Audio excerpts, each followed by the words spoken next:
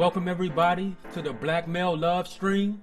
Man, we got some solid brothers from different parts, of the United States. We got people from the South, from the West Coast, from the East Coast. Man, I'm hoping that somebody from Chicago hop on, you know what I'm saying? And this is something that we can continue to do. So, man, welcome everybody, man, to the Black Male Love Stream. We just gonna be chopping it up, talking about black love, showing love to one another, showing love to our women, and just talking about, how to push our people forward in the healthiest way possible. And so we're basically going to be in conversation. Like I say, not something too structured. Man, we just chilling. We just chilling like we're just, hanging out at the park, in the living room, wherever, man. Let's just chop it up. And so I'm not necessarily going to do any introductions. You're going to do your own introduction. So you can speak to how you want to introduce yourself. You know what I'm saying? You can name your org if you want to. Say something about yourself. But I'm going to throw a little twist on it though. So after you speak about yourself, you say your name. If you want to introduce your org, tell us, my brothers, what was one of your favorite go-to spots when you had, I'm gonna say appetite. I'm not gonna say the munchies right now, although some of y'all states may be legal out there, you know what I'm saying, to do a little something. But like, what was one of your favorite go-to spots growing up to get some food? And so I already began. I'm Malachi from Restorative Justice from Oakland Youth. From Los Angeles, California. I live in the Bay Area now. Formerly incarcerated, came to Restorative Justice in 2009. Doing the work out here. We can speak more about that. My favorite go-to spot growing up was a place called Tam's Burgers in South Central. And the thing that I used to like to get is that, I know it's I'm not sure like if it's in other places, but chili cheese pastrami fries. Chili cheese pastrami fries. They put the pastrami on top. Man, I used to flatline it. Not only did I used to flatline it, now out here I introduced the Bay Area cats to it. Now we have our little yearly meetup we actually had at, you know what I'm saying? But, right now, obviously we can't, we all sheltering in place. But it's all good. And so what I'm going to do, I'm just going to pass it on, man. I'm going to pass it on. I'm going to pass it to Ruben. What's up, fellas? Name's Ruben. You can also call me RJ. I'm also working with RJoy and with Malachi. And you said you want me to tell you my go-to spot. I grew up on the East Coast, Jersey, New York. So I had a couple pizza joints that I would go to, and the slices was only $1. It was only a dollar for a slice, man. So any spot that I could go to that was close by, you playing basketball all day, and you get hungry, you take a break, and you go grab you a slice of pizza, and then you go back to the park and play some more. And sometimes the court's got lights on, so you be playing all night. You know what I'm saying? So that was definitely something that was a go-to snack for me, man. All right, I'll pass it to Keith. What's up, everybody? Keith Dunker here from Houston, Texas. Originally born in Ghana, West Africa. Thanks for bringing me on here, Brother Malachi. My go-to spot in Houston, man, is crazy out here, man. We love chicken. So Frenchie's was the spot. When you go into Fifth Ward, that's the only spot that you can get to, man. That line will wrap around the building like crazy. We still hanging out in line getting them Frenchie's chicken, man. So that's one of the spots, man. I work in education, and with my title, I'm Director of Student Support, where I work with restorative justice and restorative practices for our students on my campus. So appreciate y'all being here, and thanks for having me as well. I'm gonna pass it to Brother James, man.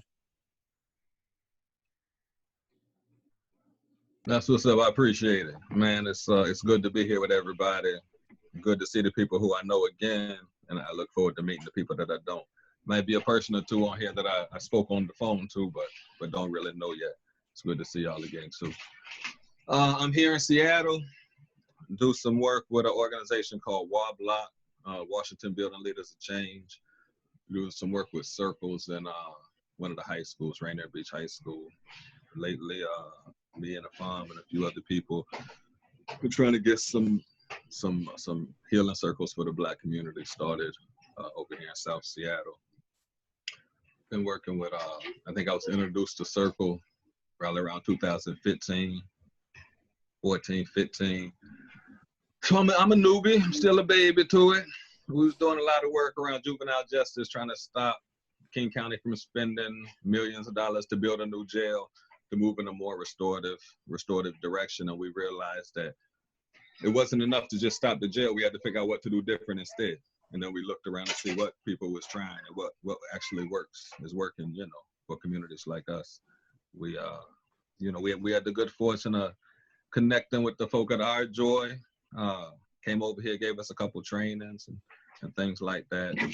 You know, we've tried to take it and run with it, do as much as we can, you know. I'm happy to be here. You know, lift up a farm. He's on the call with us, but I learned a lot about Circle from him. And there's a dude who came here from Boston, Sarone Farm. He brought a lot of practices that I think helped our communities move forward.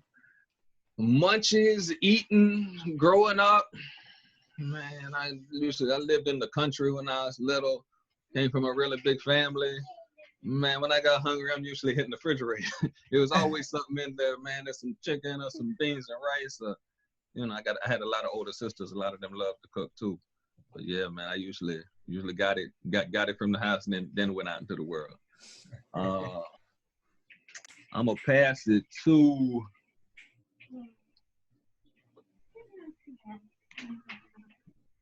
Stefan. Yep. Damn, I can't even change my name, but that's my real name. But I like to be preferred called Shaq. That's my nickname. Yeah, it's your boy Shaq from Brownsville. Holla in the building.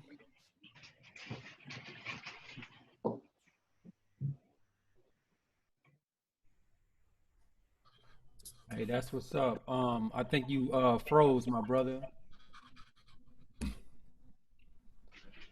Can someone step up and go until he unfreezes? Want to represent Corey? Peace was good, man. Shout out to Malachi putting this together, man. Shout out to all of us for being here. Shout out to our ancestors and definitely to the ones that come in a good way. I'm from, yeah, man, my family from Mississippi, from Belzoni, Mississippi. A lot of us migrated to Jackson and moved to Chicago and New York. And my mom's had me in New York, so I grew up a lot in New York and in Mississippi. I'm formerly incarcerated. I'm with Holla. We do healing-centered youth organizing work from like a non-traditional approach, really pulling on like prison organizing learned lessons and curriculum from the 60s and 70s, from particularly people in New York and Attica and Greenhaven Think Tank, and from the sisters from Bedford Hills Correctional Facility. So a lot of those people are close to us. They're still home. Some of them passed away, but those are like our big brothers and sisters really trying to stand on like a formerly incarcerated and currently incarcerated epistemology. And word, man, Munchies, there's mad places. I'm gonna go with just to throw some spirit and bring Malcolm in the room. I'm from a place in Queens, East Elmhurst, with Malcolm X house is Firebomb. And right up the block from Malcolm X, it's a spot that's called, it used to be, it just moved, called Red Light, a soul food joint that had the salmon cakes. They salmon cakes was crazy. All of their food was crazy, but the pancakes and salmon cakes, salmon croquettes, that was crazy. So I throw out Red Light, and also they was connected to Malcolm. They always, like, you know, as a young person, used to always see the newspaper articles about Malcolm on the wall. And as I got older, I started to ask questions about that and learned a lot about that too. So just want to throw that in the mix. And I pass it back to Shaq. My fault. I was on the wrong Wi-Fi. But definitely, the person that was playing the beats, I definitely and trying to be my own little producer or have dreams like that. But definitely a lot of holla work. We have we do artistic expression and stuff like that. And my son, I posted my son Alex SoundCloud in the chat, and he's like Corey was saying earlier, like one of the people that was leading the mixtape. But definitely he got his mixtape, his personal stuff that he's working on, and I posted in the chat, so I can check it out. But definitely I was feeling inspired by you just playing the beat, because like I want to be one of those people that just like the show, like yeah, I'm gonna pass it.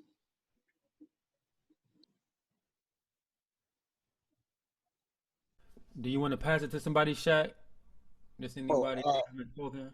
Let's see. Oh, your favorite go-to spot. Sorry about that. What's your favorite go-to spot growing up, man? Oh, go-to. Let's see.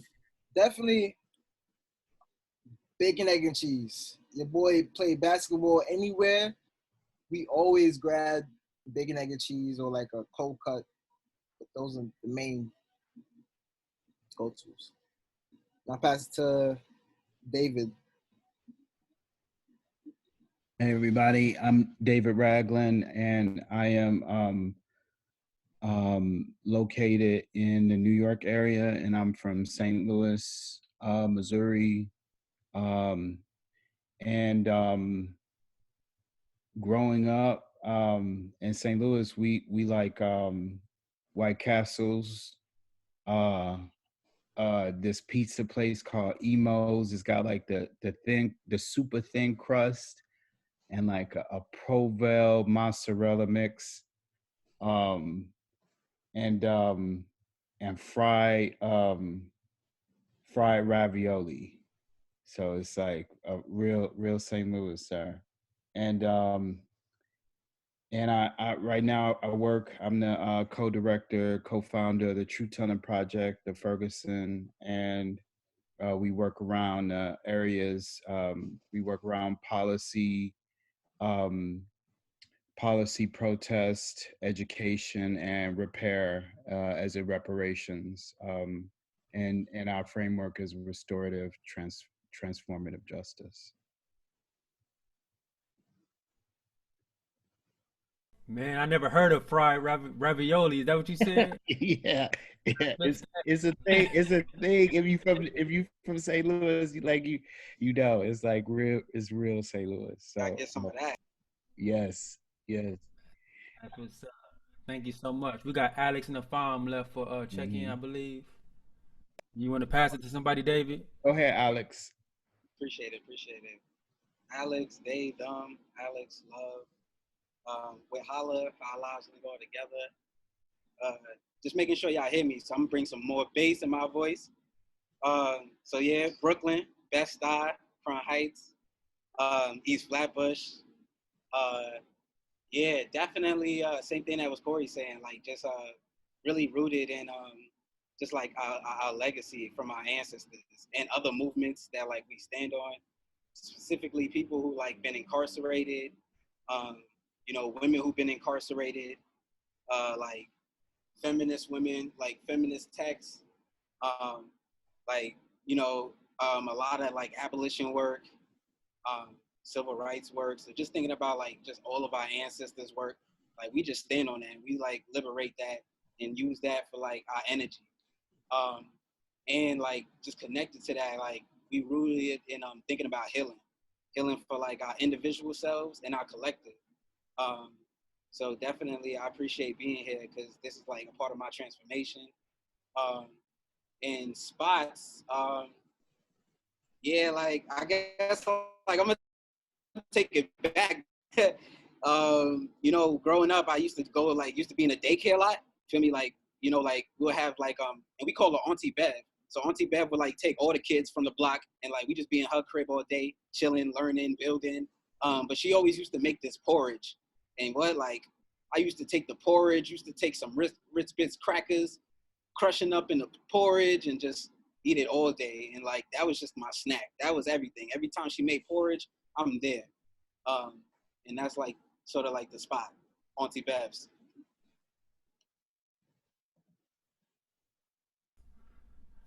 All right, Afam. What's happening? It's good to see y'all. My name is Afama Yika. I'm a crackpot revolutionary. I'm absolutely crazy. I'm ready to die.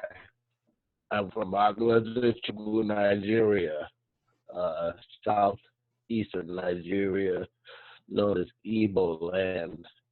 Um, I'm a mental health case manager, so I help people who are struggling, going through things. I find them, I relate well to them, and I'm a hard person to bullshit, so it works out well. Uh, I just do a lot of activist work at this point in my life and my career as a community activist. I'm just trying to grow into an elder gracefully and support those who are young and have the energy and the time that I don't have anymore. Uh, so that's what it is. My favorite place to eat. In the fifth and sixth grade, I lived in a small town in Yakima Valley called Toppenish, Washington. And there was a quarter store called D&M Market. And they sold these massive JoJo's 12 for $1. And I used to scheme. My mom was always at work. We didn't have any money, so I used to always just try to hustle around the neighborhood to get money to get them JoJo's. And I ate a lot of JoJo's because by the time I was like 12, I was like 240. I was a big husky kid. So yeah, D&M Market, shout out to D&M Market on D Street, Toppenish, Washington, best JoJo's I've ever had my whole life. That's it. We're looking out, Afam. That's what's up, man. Thank you, everybody, man. You know what I'm saying? It's always good to like check in. You like when I travel, I like to see what's good. What we going to eat. You know what I'm saying? What's it known for out here? You know what I'm saying? I had the best pizza in my life in Brooklyn, actually. You know what I'm saying? And I don't eat pork, but that day I ain't gonna lie, I passed some pepperoni. I'm just gonna leave it at that. Um, That's what's up. um, for sure. And so, actually, you know what? I'm just gonna kick it off with a question. Uh, and I actually got this question from you, Ruben, a while back. And we're just gonna see where it go. We're gonna see where it go. And so, if you move to speak and begin, that's fine. And so, if there's a follow up question after that that come from one of you all, that's totally fine. You know what I'm saying? So this may be the only question that I ask, possibly, although I have some questions. You know what I'm saying? And so I just want everything that happens organically, and like if you're open to it, you can feel free for questions. Say for instance, you speak to this question, and I might want to ask, "Hey, yo, fine, I got this question for you." I feel like that's totally fine because this can be one of many calls. You know what I'm saying? So it's all good. So I'm actually going to post the question in the chat for you all to see. What did your family slash community environment, like whatever, teach you about manhood? Teach you about manhood in actions, verbally. You know what I'm saying? Maybe you had someone actually tell you a story or tell you or gave you insight into manhood or whatever. You know what I'm saying? What did your family, environment, community teach you about manhood? So if anyone got something in their heart, or just move to begin, you can. It's all good. And it's all good to pause too and just reflect. I'm gonna jump in. I'm probably like the youngest one in here too. Your boy 24, Kobe, RP to that man. Um, Definitely, I'm gonna start it over too because like I live in Brownsville, so definitely there's like two main goals or two main things that you have to like maintain is money. You gotta have money, and you gotta like hold stuff and be strong. I guess like hold it down, as in like being protector, whatever that means. So whatever that comes when like your mom's is arguing online with somebody that like while she waiting for the supermarket food, whatever, like, and you have to handle that, and then they got a son, and then that son from that side, and then you from this side, and then you handle it. Like that's part of like some like structure shit that like that already been there, like you just born into, definitely. And then the whole money, like your boy gotta pay for everything, huh? Word.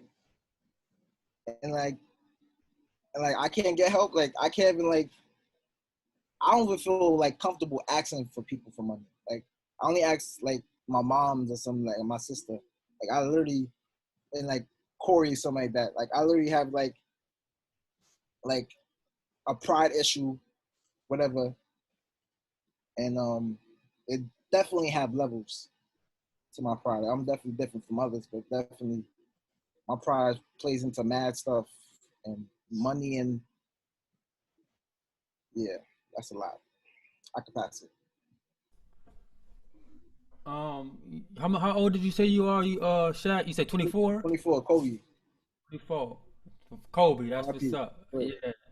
You know, when you were speaking, it made me think about like when I grew up, definitely Section 8 housing. But when I grew up, we wasn't talking about in my area gentrification or anything. So I'm thinking about New York and how expensive it is out there. You know what I'm saying? I would imagine now, like, who it probably even more so. You know what I'm saying? Like trying to earn a living, trying to provide for the kids, and the times of gentrification and the prices increases. Like before I went to prison, like I remember going to get food for get a combo meal for $3. Then I get out, it's $7 to $10. You know what I'm saying? And it's like it's a whole different thing. And so I don't know. I just felt that's kind of like what came up for me listening to you speaking. So it's possible in certain places, man. It's even more expensive, man. So yeah. So if anybody moved, About this, me and you had a conversation a while back. Well, actually, this past week about that. And I know you wasn't referring to like what did we learn growing up or who taught us what. I think for me, a lot of it was more so watching and learning what not to do based on what other people was doing. You know what I'm saying? And I asked the question to all the brothers when we had the Black Male Circle on Thursday. I said, how many of us as men have been taught by another man how to be romantic? Like how many of us, no, seriously though, like how many of us as men been taught by another man, as a young man, how to be romantic? You know what I'm saying? And a lot of us might have watched TV or had influences on in music and me, whatever the case may be, however you learn how to do that.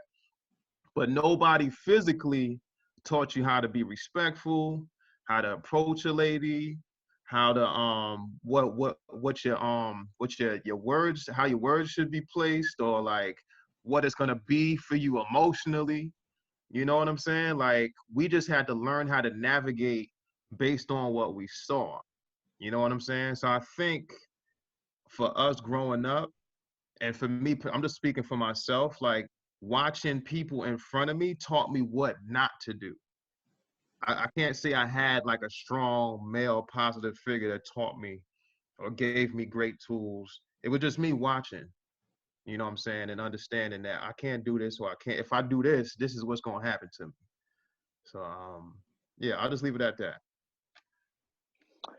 Yeah, we were just talking about this question a couple of weeks ago in the circle too. And I think like different days you'll probably land on different things. But I think like when I think about like what messages I was getting from like my family, from the block, from school about manhood, I think the first images that really come to me was like my stepfather, who like my mother started building with him when I was 2. And my mom was impacted by the crack epidemic. So early on, she was just wilding, like just out taking money. And part of like my image of him, you know, as I got older, I kind of seen it different. and more complex. But part of it back then was like I'm not this dude's son. Like my mom's just never home, never around. This dude just holding me down. Like I always got candy, I always got snacks, I always got movie money, I always got place.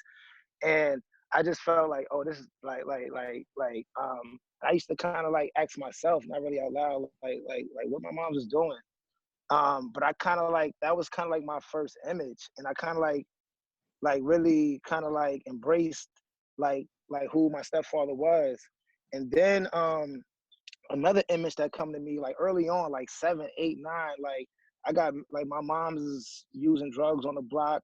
So we just always on the block. And I just got mad block love. Like I was like fast at tag. I was young playing sports. Like I was like one of the best basketball and baseball players. I was like one of the youngest kids that could willie. So I remember another energy come from like just block love and like what it means to kind of like just get that block vibe and like be like the fastest kid on the block, or the kid that could willie the longest, or the youngest kid that could stay out the latest. Um, and and I think yeah, man. And then I went to Mississippi when my mom's had to get me low and like 10, 11, 12, and my aunt had me saying yes ma'am and yes sir and fold your bed and like don't leave out the house without making your bed. And certain days of the week, you know, I had to clean the dishes and take the garbage out with my sister, with my cousins in them. And yeah, like I had to like hold it down with the family, you know what I'm saying, in certain ways. And I also understood what that meant too, you know. And I think when I came back to New York at like 16, 17, my stepfather passed away. My mom's went to like a drug program after she got locked up. And like I was just on the block. I was just like, fuck that, I'm going to the block.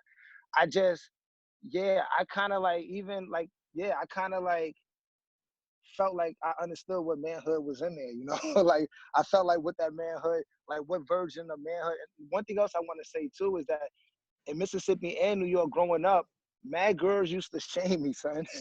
like I was nice and bald, I was kind of cute, like, but I was just not into all of that, you know what I'm saying? And mad girls, like definitely down south, they took me to another level. But down south, they was like, yo, you ain't trying to pop? Like they were just coming at me in mad ways.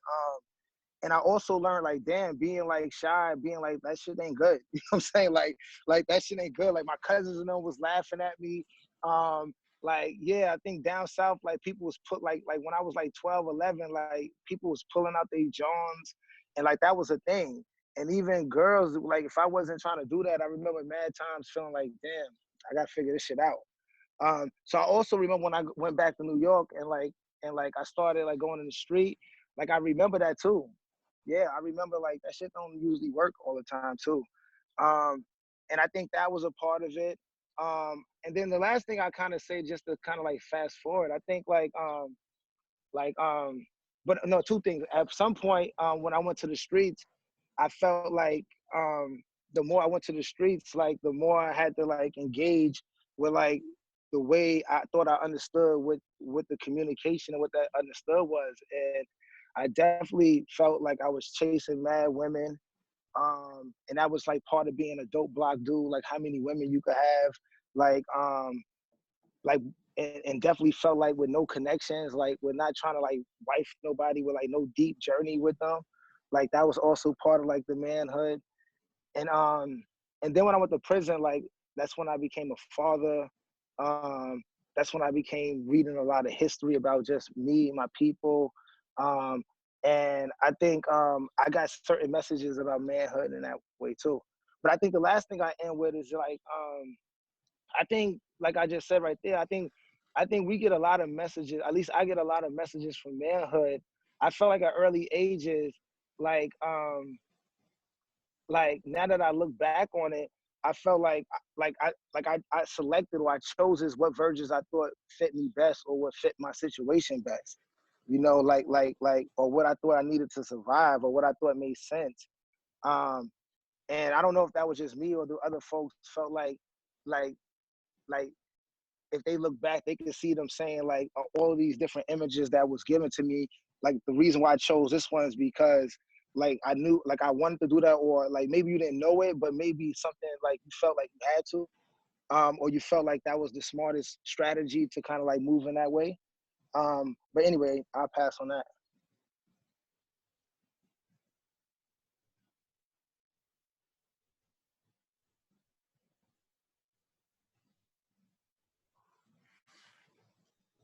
I'm gonna go ahead and go and jump in real quick on this. I appreciate you guys sharing, man, because it's heavy and it's deep. For me, I grew up, I was born in Ghana, West Africa, so it was different. Culture was a huge shock for me when I came into the States. Um, it was just a little bit different here. So just like RJ was saying, man, I had to watch certain things that was going on to see, what was right, what was wrong. Growing up, I did not know my parents. My grandparents raised me, and then when I came to the States, that's when I actually got introduced to my biological parents. So at that point in time, I had to learn what it was like to live in the States and live with two people that you never encountered with at the age of 8. So that was hard to begin with, especially, being a young Black boy from Africa and not knowing what was going on. And, it was just different. You just had to see how everybody moved. You watched, you imitated the do's and don'ts. You were always told what not to do, of course, but in a way you wanted to experience what it was like when you were to do it. So it just puts a little perspective on my end to see how things were. But the community that I grew up in Alief, Texas, showed me different ways and different avenues of how to maneuver. Sometimes you maneuver with, being silent and just showing your actions. And sometimes you speak when you had the right time to speak, just to get by. So it was just different at times when you're moving like that. And then plus moving to the States, my dad worked out of town a lot. So I was pretty much raised by my mom, and my mom was pretty much had 3 jobs. So it was just like so much that was going on. But at the end of the day, I was like, look, regardless of who's raising me or not, I can see that there's, my mom is hustling. I gotta not get to that level of hustle. I want to make sure I do the right thing so that I can get to a level with ease and live life and enjoy it. Because it was a struggle for us. We didn't get what we wanted. We didn't get the toys we wanted. We didn't get the food that we wanted. It was more of, hey, you live by, you get by. You get your sandwich, you got it, you good. You ate something, you good. So it was just more of watching people move and family members showing you things that you knew that you did not want to get to that level at the end of the day. So that's what I'll speak on. But yeah, definitely imitation and seeing people making things and making things happen is a huge impact on brothers like us from time to time.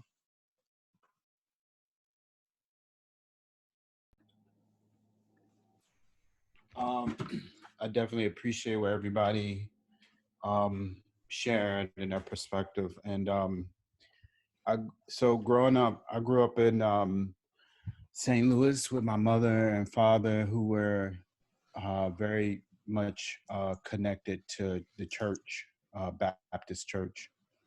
And my my dad was from Brownsville, Tennessee, and he grew up. His parents were sharecroppers, so they picked cotton till he was like 13. Then he came up to St. Louis, and his father had just died, so he was like the youngest of 3. So part of it was, and this was also part of that experience, being in a religious community, that it was very close knit and very much about taking responsibility, and that we were accountable and responsible to the community for all of our needs. Always have another hustle. Always be available for people. Um, and I mean, I think part of that, always walk in truth. Part of that helped me in my own journey. I converted to the nation my senior year in high school. And then, I would say my father was always surrounded by and protecting women. So that was how I grew up. How do you support Black women? How do you do that? So that's kind of been been my upbringing. And I think the other piece is that like so I'm 44, and in the 90s, my neighborhood got like overrun with crack, and my brother got addicted. And so even though I was the youngest, I was then like basically made the oldest and had to be responsible. And I just remember going with them, picking him up out of different trap houses and, stuff like that. So, and that experience like really turned me on to community organizing when I dealt with my brother and saw what he was dealing with and stuff like that. So, and like, and most of my, like, I would say half of my friends and their families were wiped out in the 90s because of crack and went to jail and stuff like that. So it was, it was a time, and I'm glad that I had the upbringing to hold me.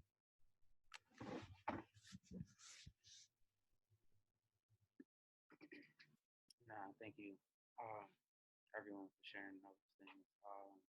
Y'all can hear me, right? Just making sure. And the question is, what did your community, your family, neighborhood like showed you about manhood or taught you about manhood and everything? So yes, I want to second a lot of things everyone said. There was a lot of things that's like I feel like resonate within all of us. And growing up, you know, definitely like I feel like the first thing is, I guess, it's like secrecy. I think like definitely like people just hold things like in a way, or like their stories or stories that you connected to, and just never share those things. Nobody talk about nothing. And I think like even in my process of like healing, and like I'm like still like learning about things that I didn't remember when I was younger subconsciously, because I had to throw it away.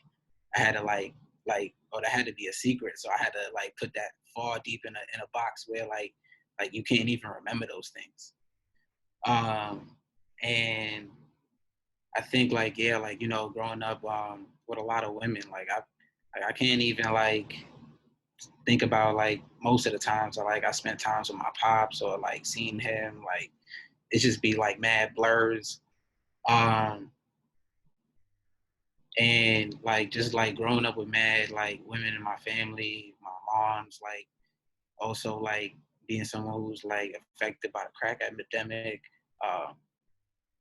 like seeing my sisters, like I felt like, yeah, like just like being in a neighborhood like that's also like gang banging, like just like street organizing. There's many times where like I see dudes like trying to like talk to my sister on the block, and it's like there's like specific moments where I see like things get escalated. Like I remember seeing like moment where like my sister get hit by some dude because like she didn't want to give up the number. Like, and then I see the whole neighborhood just sit there and don't do nothing to the dude. I'm like 10. You understand? I'm like, that's my sister, dog. Everybody looking at me. I'm like, I'm looking at them. You understand? Like, I think that also like I think there's a lot of deep like violence. Like I just like I absorb I absorbed it in a way that's like yo, like I want to be tough. I want to be gangster. I want to be wildin'. Like I'm like, yo, and like the same thing like you were saying when you came to like America, came to the States, like in my like I had to assimilate too. I felt like that's what I had to do. I was like, yo, son, like when people had like said like, yo, we gotta roll out, we gotta do something, I thought like that was the thing. I was like, yo, like if I'm not doing this, they definitely thinking I'm like some punk. They thinking like all the other stuff. Um, like, and I really had to like wrestle with those things, just like sit with that. Um, and like definitely, like I was shy with women, like, and at the same time, like I definitely wasn't being all the way honest. Like had like real hard times being honest about my own feelings, not knowing how to like really communicate my feelings to like women that I really cared about. Um, yeah, I think, you know, definitely, yeah. I think like I'm in a process of like unlearning things and also, yeah, like regaining something as well. Um, I feel like, you know, yeah, this is definitely the moment for me to be more honest. This is definitely the moment for me to like be better. And I feel like those are the things that so much more, but those that's what I could like bring out right now. Or, Um, Thank you, Alex. wait. You about to jump in? Malachi? No, I was just saying thank you. I was hearing like Alex speaking. I'm thinking about like whatever like manhood pressure, like in moments that it just be hard to like navigate through because like he got that moment. I could say like um definitely. I feel like there been many moments where like I was pressured into like to like I guess how I approach the woman.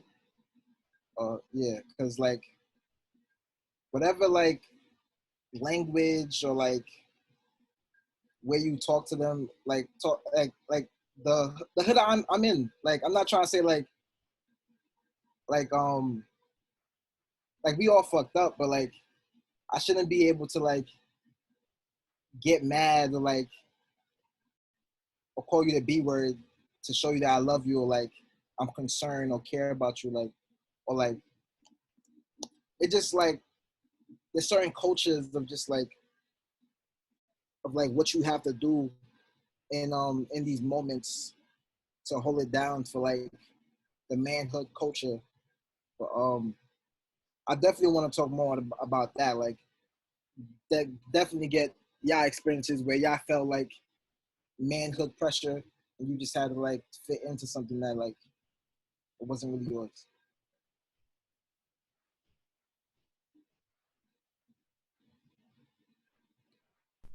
Yeah, that's a good question. Um, did you want to go, Farm? Yeah, I just say what I have to say. Uh, I was good to hear everybody's perspective. I like the fact that we come from the struggle, but we're reaching for the stars. So it's good to be amongst giants. I mean that. Keith, like I really feel where you're coming from. Uh, my first memory of malehood is my brother climbing a massive banana tree like a monkey. And the people where I'm from are strong, were unusually strong in every facet of life. And but my father, he left me when I was a year old, and we had to escape Nigeria and kind of some negative circumstances to grow up in America. So I didn't learn anything about being a man from anybody. I had to figure it all out while I was running gunning, hiding, shucking and jiving, hustling and bustling, doing whatever I could to survive. You know, it's only just so recently I started understanding about myself and where I need to grow, where I need to be better. You know, I get angry, I punch first and I ask questions later, and this is not a way to be. So I've been on that journey for about 2 or 3 years now. I want to say the name Omar Dirty Red Reed. 19, he was the first man who ever cared about me, who ever took the time to see how I was doing and teach me some things. I learned how to play dominoes from him. I learned how to take care of my children from him. I learned a lot about life from him. And without him, I wouldn't be here. I would have fucked up and slipped up and done something that I couldn't come back from. So that's it, man. Like, I feel like I'm just one of those people who never had a blueprint, who never had any direction. I wish I would have had some. Sometimes at night, I sit there and talk to my father, you know, and I have to deal with the fact that I'm angry at him. You know, it's not his fault. You know, it's not his fault. He decided to leave, that he had to go. But, you know, man, I miss him a lot, you know. And so, yeah, for me, it's just been a patchwork, herky-jerky ass, very, very difficult process that's taken forever, still taking forever, still working at it. And, yeah, that's it. So, unfortunately, I didn't learn much, you know, and I'm trying to learn now, and so I can find somebody that's like me and teach them something. Thank you, Afam. I think for something that came up for me, like, asking this question is like learning about manhood from men that's been oppressed, that's being oppressed, that comes from trauma. It's like, I don't know. It's like, man, we gotta learn about, you know, what it is in our development and who we becoming from people who survived and that's still surviving. And that still come from trauma and still learning themselves too, right? If they're a part of our lives, right? And because of the oppression and violence and stuff like that, they may not have even been around, right? And so this question to me is just hitting me like it seems to be multi-layered than what I thought, you know what I'm saying? And so yeah, just for me, like, and I know Shaq asked the question, as far as like being a man and feeling pressure, a lot of my time, and so I was man, I went to prison, man. I was facing over 60 years to life, man. And I remember the day where I woke up and decided to go do something that day. Majority of what I did that day, I'm not going into details on this call, was because of that. Half the stuff I did, I didn't want to do. You know what I'm saying? Half the stuff I did, I really didn't want to do. My heart was telling me something else. You know what I'm saying? And pressure pushed me forward. And I ended up doing 15 years. And many people done way more than that with a life sentence, but I did 15. And so that's just my personal life. And I know there's many other men sitting behind those walls right now that's inside for a long time doing something that they probably really didn't want to do at all. But that pressure, right? And so that came up for me when you were speaking about doing stuff, you know what I'm saying, trying to be this person, be this man, and all of that. Man, it's costly. You know what I'm saying? It can be costly. And I say that for me, like being in prison, but what I did, I harmed another human being that can never get that back, right? And then that person's family, that ripple effect. And so me trying to be this man impacted generations. And so this pressure that's coming up in our community on how to perform, man, it can be something, man. It could be a ripple effect. And so yeah, for me, and I'm just gonna let authentically come up. For me, I'll just make mine short. Single parent mother, she has some boyfriends coming in and out different times of her life. So I was raised by a single parent mother and an auntie. They're both got different personalities, not necessarily a consistent man in the house. And I was arrested at 15. So I didn't learn about manhood as a teenager, like at that age. And then I went to a maximum security prison, right? And so I didn't learn how to be a healthy man initially when I was in prison. Um, and so a lot I had to figure out myself. I figured like it was something more spiritually that drew me into transformation. It came from more of a spiritual place. Um, and it's this sister that talk about spiritual genetics, and that's like a deep thing for me. And I just believe that it is something there spiritually that kind of pushed me forward to wanting to change, to want to transform, to wanting to open my eyes and see what is healthy. You know what I'm saying? More than necessarily going on around me. It is not to say that I didn't have any positive brothers while I was incarcerated. There definitely were that. But it was something spiritual about me coming to these revelations. Because there was times I thought I was going to die inside. You know, I would never make it out. Then there's other times that I maintained hope. You know what I'm saying? And got out. And so, and I asked myself, like, how come I made it out and so many other brothers didn't? Right now in San Quentin State Prison, half the prison got coronavirus. And that's where I paroled from. You know what I'm saying? I'm out on this side and I'm not in that situation. And so a lot of these questions I have, like, how did I make it out? There's something spiritual behind that.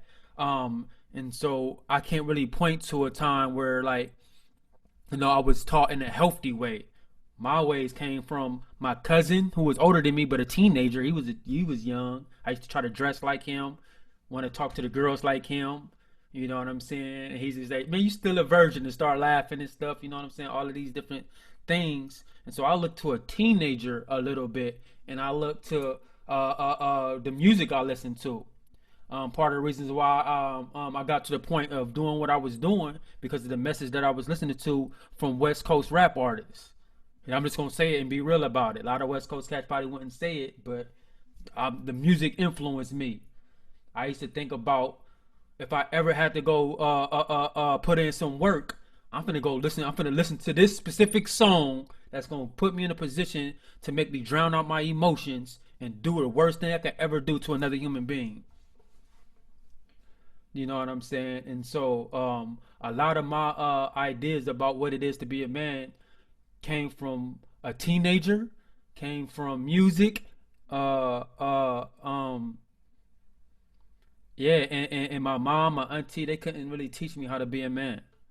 And the reasons why was because of what our peoples went through as a people and still going on, you know, with mass incarceration. It seems to be this thing around demasculating black men too. Like it's so much. I'm not gonna necessarily go into all of that, but I'm just gonna put that out there and I'm just gonna open it up. Like anybody move to share. I know James didn't go yet, but anything coming up for anybody, you know what I'm saying? Just speak to it.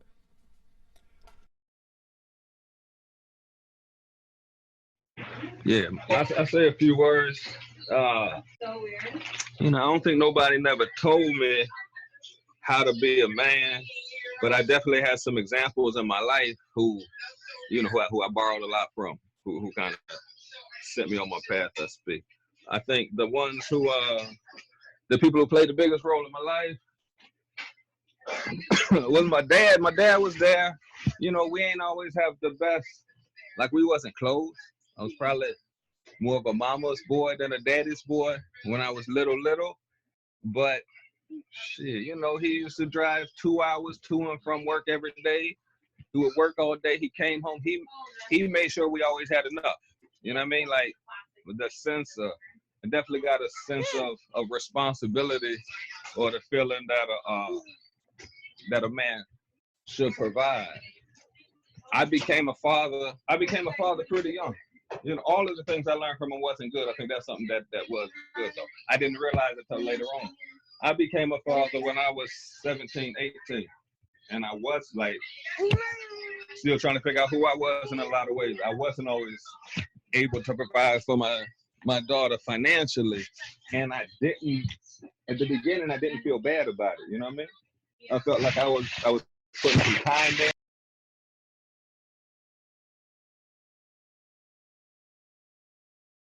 Let's wait till he come back. But if anybody moved to say something, anything that was said, move somebody. Like, feel free to speak. It's all good. I think Shaq, you had a question about how we engage women. I think you said something about calling them bitches and stuff like that. Could you reiterate what you were saying?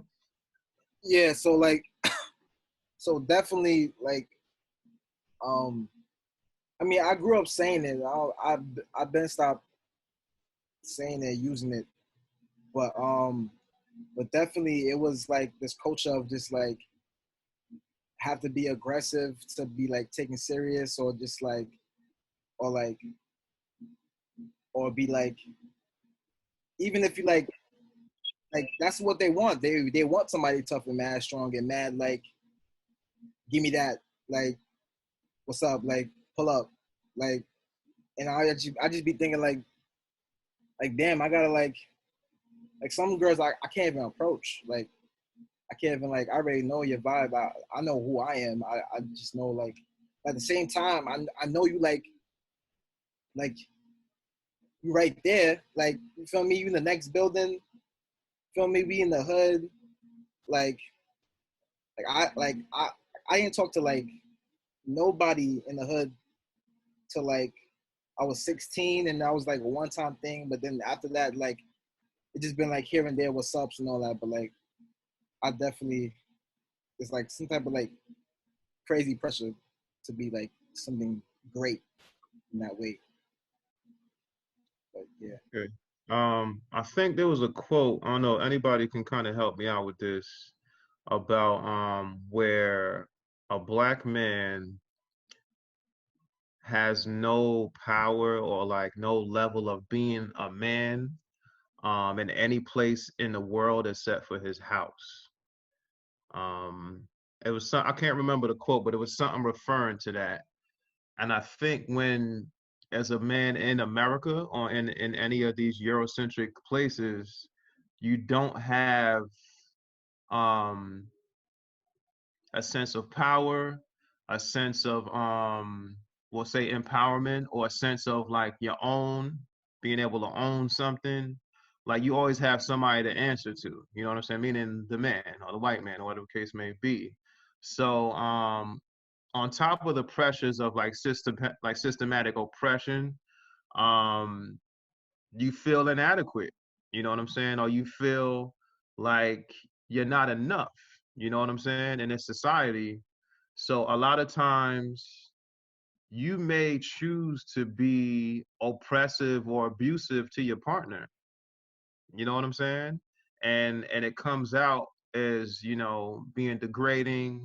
And we find a sense of empowerment in that, right? Like to be degrading, to call ourselves degrading words, to call our women degrading words. And somehow that gives us a sense of like a false sense of power somehow.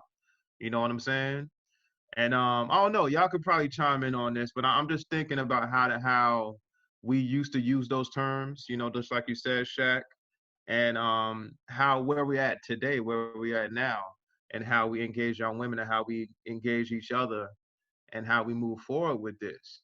You know what I'm saying? But it's definitely like that the impact of the systemic oppression that's been, you know, ingrained in our and trauma, like, you know, hereditary, right? Like of course our facial structures, our skin and our genes are hereditary, but trauma is hereditary too. You know what I'm saying? We talk, I'm an 80s baby. I was born in the 80s. So of course that crack cocaine generation was the first generation to grow up without father figures in the household. And now look at all of these different generations that have grew up without father figures and now are parents of the kids of this generation. You know what I'm saying? It's just so much that we've been impacted by, so many different wars that we're fighting on a daily basis. You know what I'm saying? I'm just thinking about stuff, you know, that we could kind of talk about. That makes sense or whatnot. No doubt. James, I know you kind of your internet probably went bad or something, but if you want to finish your thought. Yeah. Sorry about that. Appreciate the opportunity. I was just saying, yeah, I think that the three people I probably learned the most about being a man from the example more than actual conversations and telling me how to do it be my dad, my grandfather, and my uncle. My dad, he has 7 kids, 6 with my mother, and then another one the same age as my older sister. He, you know, he wasn't perfect, but he worked really hard, and he, you know, he acted like it was his responsibility to make sure we was okay. And so I really respect that. I became a father at 17, 18. You know, man, at that time, I think I wasn't as influenced by the music I listened to. You know, my friends, I played basketball in school. You know, so whoever could play the best, whoever could lift the most weights, whoever had the most women or the most beautiful women, like that was what I thought a man was. So like I had my child, I didn't have peace between her and the mother. You know what I mean? And I came to see that I was not being there for my kids like my father had been there for us in a much more challenging situation because he had buku more kids. You know what I mean? And so I spent a lot of my I would say like my early manhood beating myself up for not matching up to the good things he did about being a man. You know, my grandfather was a minister in Detroit. You know, he did a lot of work in the community. He got, you know, he got churches in Houston and Detroit and Atlanta now. He's somebody who, you know, and he kept on doing the work till he died. Like he marched with Martin and them. His church started in '55. So he was doing the work, trying to get self-determination and power for the Black community before it was cool, before everybody was talking about it, and beyond. Like through the '80s, through the '90s, he died in 2000. And they bought apartment buildings. They had a nursery for the kids in the church. I've seen pictures of when they had businesses. They had like a gas station. They had a little textile factory in Detroit. They lost some of the businesses just because people did different things with the money. They wasn't always managed right. But what I saw my grandfather do was build something that actually served people and gave people like a sense of themselves and a sense that like the future could be brighter. And so I have a lot of respect for my grandfather. You know, after I got grown and I stopped trying to be, you know, like teenage cool, I probably tried to live up to my grandfather's example a lot. In some ways, you know, I might be still doing it. I'm not religious like him though. I'm not in the church like him. So I do organize and I work with community in different ways. And then the third person would be my uncle Henry. He the one who, and he spent so much time with me. When I was about 4 or 5 years old, we moved up to a little town in Michigan, in Idlewild, Michigan, where he lived. He was probably getting up into his upper 60s, early 70s. We moved up there because my mama wanted to be near him to help take care of him. He's somebody, man, he used to just sit me down and talk to me about Black history and slavery and the civil rights and Black power. That man gave me so much history, so much wisdom, so much direction before I had any idea what it is. You know, he died he got really sick when I was about 14, 15. Then he moved away somewhere he could get better health care. But he shaped, you know, he helped me think, he helped me learn how to think, you know, how to process things, how to think critically. You know, something I remember him saying is my grandfather was the oldest, and then Henry was a couple people down. You know, they was always in competition with each other. He used to say that him and my grandfather used to argue. He would say that if we're gonna do anything for the Black community, we got to get together the doctors, the lawyers. We got to get together everybody who got something going, and we could do something. You know, almost like Du Bois with the Tyler Tent thing. And my grandfather would say, Henry, man, them niggas think they know where they going. They more lost than everybody else. If we're gonna do something, we got to start with everybody else to build the thing together. And they would go back and forth. By the time I came along, my uncle agreed with my grandfather, right? But I remember telling them that story and their sense of, you know, their sense of giving back. Y'all think I'm like my grandfather, my uncle even lighter than me, but they pride in being Black. And even though they got educated before most of my friends' grandfathers wasn't lawyers and doctors and shit. Like on my mama's side of the family, they got real professional real quick. But they always, you know, they always gave back, man. And I respect that, man. I don't think I'd be the same person with any of them. Some strange things happen though that I don't completely understand. Like my grandfather, I think he had a lot of women. They used to talk about him like he was God in that church.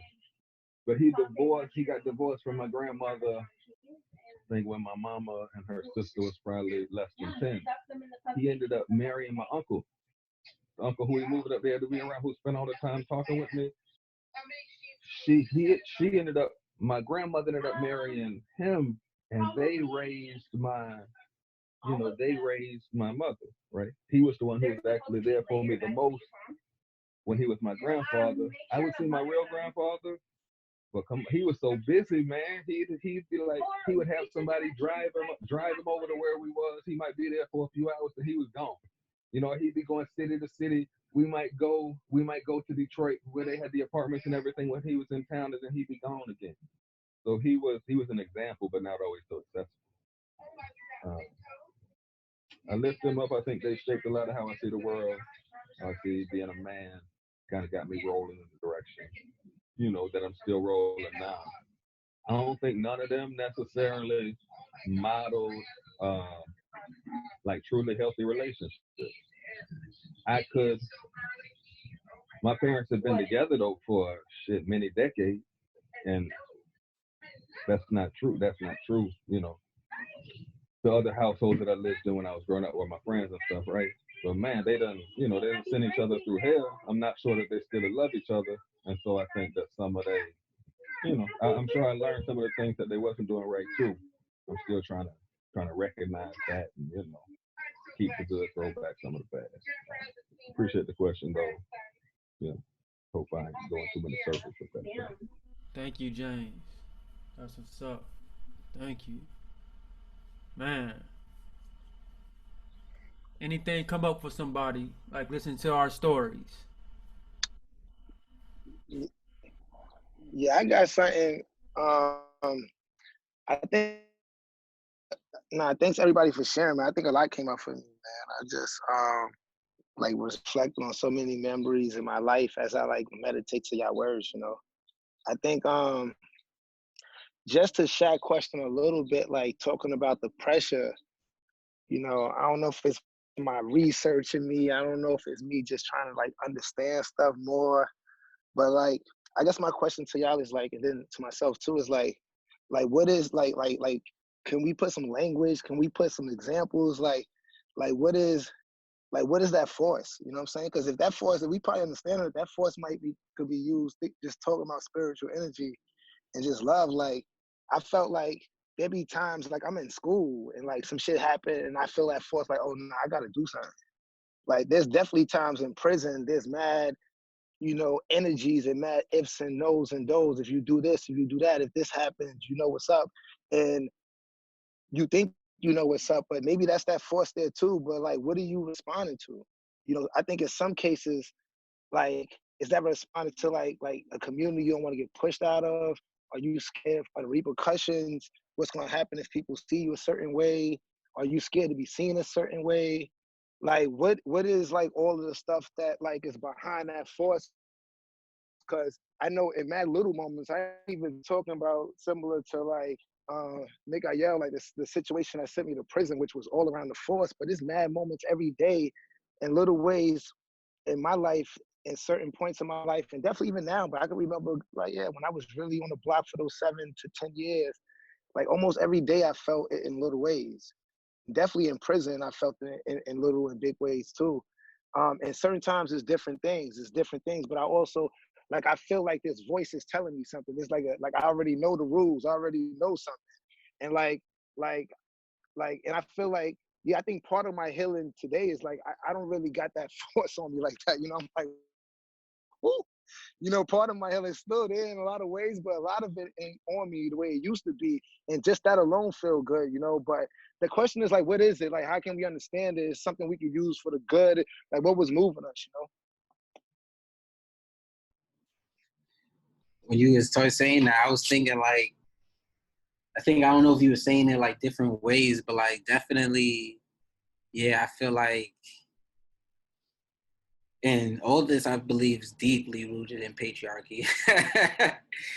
um, and I say, like, there be moments where, like,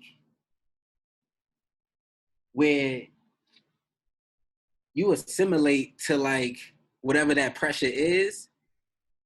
And because you safe, you think you good. Like, it's some fake shit. Like, you think you good. And then until the next one or something like that. And I say that is because, like, definitely it was a moment where, like, you know, I robbed someone.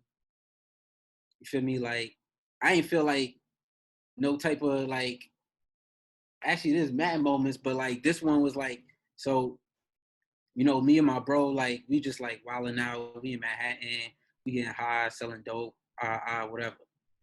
And we go into this building. I know, like, I'm following him, and, like, I'm mad young. He's mad older than me. Like, I'm just like I'm learning all whatever these things is going on with, like, when things is going on. And we on this balcony, and we get, like, locked out this balcony. Like the door locked behind us, boom. And, like, the only way that we could get off the balcony is either, like, we jump to another roof or, like, we go through somebody's window. And in that moment, I'm like, yo, this shit is crazy. Like, this shit is real. I don't know what the fuck we about to do right now. Yo, we open the person's window, the lights is on. We don't hear nothing. He told me one time, he's like, yo, we about to go in here. We gonna find our way out. Once we get inside, then he tells me, yo, I need you, like, my heart is racing. He's like, yo, I need you to relax, calm down. You feel me? You see, nobody's here. We about to take everything we could find. Feel me? I'm just like, yo, this is a school night. I got school tomorrow. All types of shit going down. And though we made it out of there, all types of shit. We took mad shit.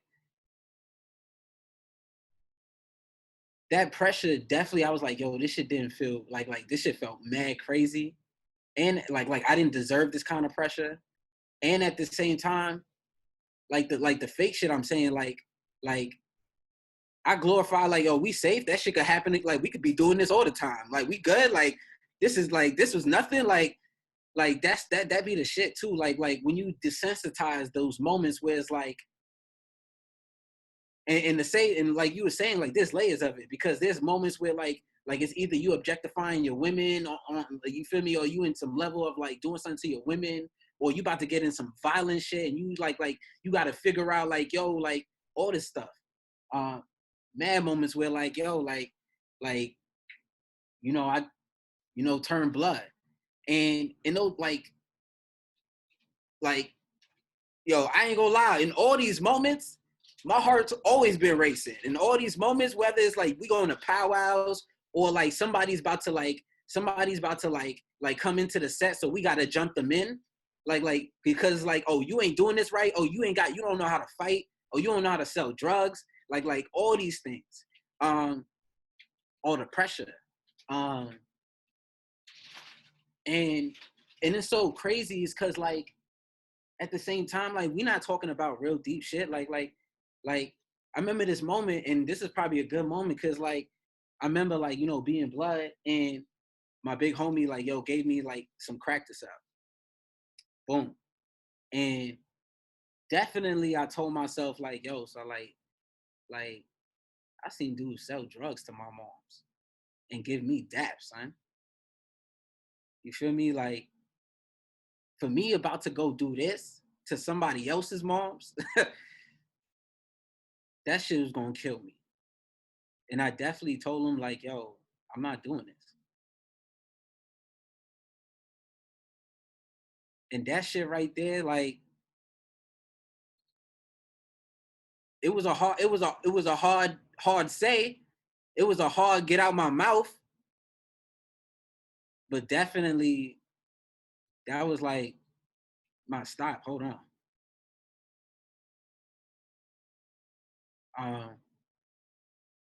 Yeah. Give some of that.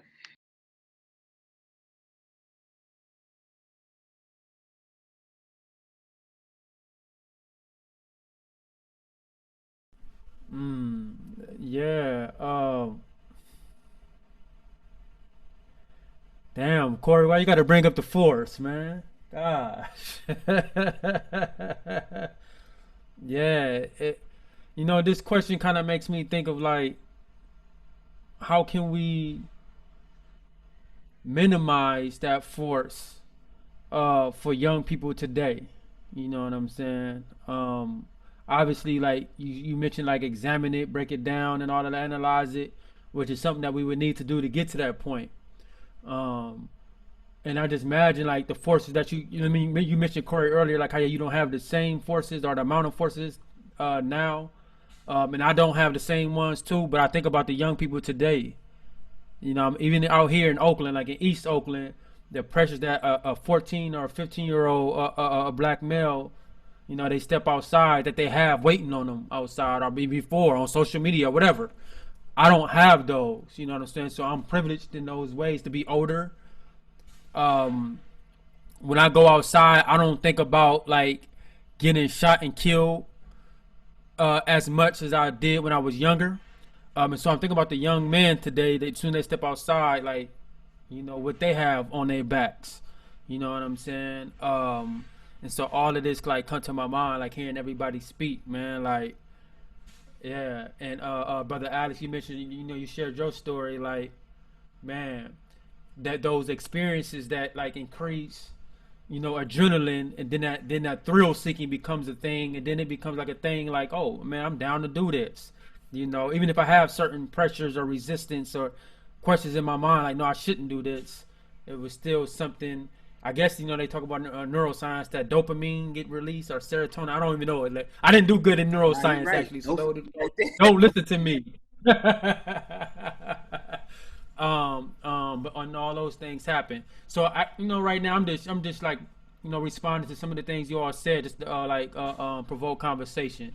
And so, like, if anything come up, I got questions, but I know this was advertised to go to 2, and so you can just spit naturally, man. It's all good. Man, I I just, appreciate it. Go ahead, yeah, Robert. You good? You good, man? I just wanted to appreciate you, Alex, for just sharing your story, and just being vulnerable with us about your struggle with that, and it's just crazy that the fact that you felt bad for saying no. You know what I'm saying? Like, we normalize shit that's not normal. You know what I'm saying? Like, that is not something that a kid at that age should have to kind of like weigh, like, okay, should I do this or should I do, and feel bad about it after making the right decision. You know what I'm saying?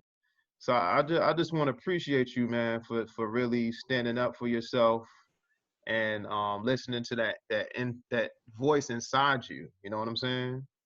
To say, you know what, bro, this ain't for me. I'm not doing this. And that's what we need. We need more encouragement and more influence for, especially for this generation, to keep that going. So yeah, go ahead, Keith. No, I was just gonna say that we've been oppressed, simulated. We've been put in situations that our backs are been hitting against the wall, and this is how we've been living for a long time, regardless of any type of situation you've been in. We as Black men, we need to figure out, and we figure things out as we get older. The thing is, why does it take this long, or why are we holding back into the fact of getting to this situation and helping everybody out? I feel like as I've grown, I continue to learn, and when I learn, I continue to teach my young brothers and even my sisters in that case, as far as finding love and all of the good stuff. But we've been oppressed and we've been simulated for a long time, to the fact that we haven't been taught, or no one has taught us, how to do certain things, how to save money, how to live a good life, how to stay away from certain things, because we've seen things happen and we've gotten used to it into our society, that nothing changes, because as generation continues to grow, we continue to stay stagnant. We don't move to build on what we've learned from. and I think that's the heavy lift right there. It's tough because we're so used to so many things, and it's like, oh, this is our normalcy, and it shouldn't be that way. We should be able to transition ourselves out of situations to make things better for those that are coming in. And it's tough to do it, but it's also a process that can be done. And I think like it begins by us speaking out and being vulnerable, like Alex, and definitely Corey. But I think that once everybody like shares stories and understands where they're coming from and how things happen, we have to strategize ourselves to the fact that we make things happen differently or we think differently. A lot of Black men don't speak. We don't talk. We don't communicate. We don't talk to each other. We don't say nothing. We just act. And we continue to act, and we show our actions in so many ways because we're not taught to speak. So it's tough sometimes to just say what's on your mind or just be presentable and say, hey, this is how I'm feeling, and respecting the thoughts and feelings. And we try to shut each other down so many ways to make us feel so bad in a way that you're going to change your mind because I said something about you. Now you're going to have to do certain things. So I just feel like we just need to change our mindsets moving forward and making things better for our future. And with you guys, I sense that, and I think that we have a lot of work to do for our young youth brothers. But at the same time, when we continue to share stories and we continue to be vulnerable, it makes sense at the end of the day to help them and support them in so many ways. But we just need to continue to communicate. I think that that's the part that's hard. We see things, but we don't talk, and we push ourselves to doing things, and we don't recognize, oh, okay, what can happen to me if I did this? And just talking to somebody just to know that it can be troubling at times because we're not used to it because of where we've been raised, who raised us, how we were raised, and what type of environment we come from. So it just makes things harder at times. So I commend y'all brothers, man, but I think we got a lot of work to do in our hands.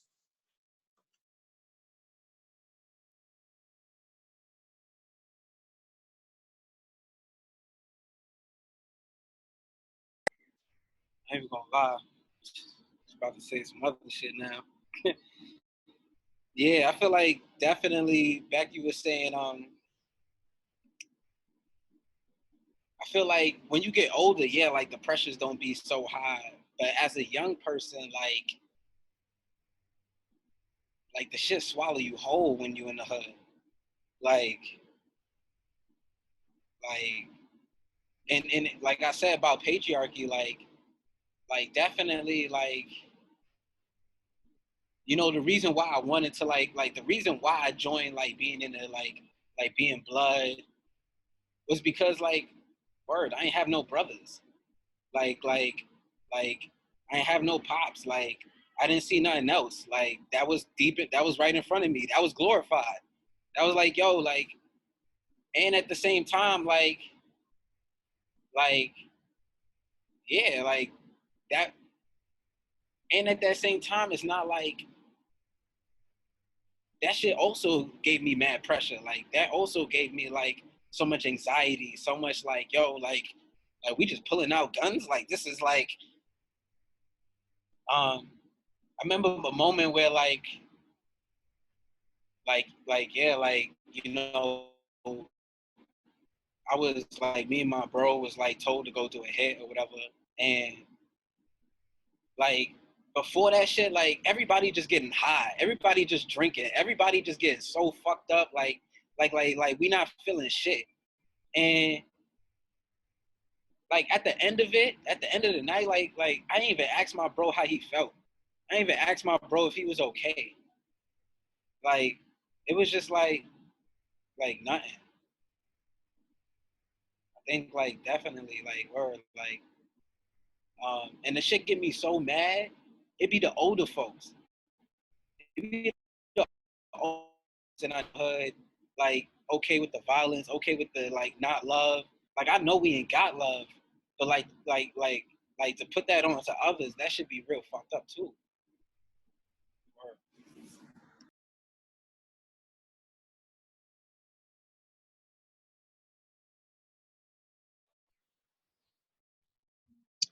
Nah, I think, man, I don't know if anybody else want to jump in, man. That's a lot of spirit in that, man. I hold back some.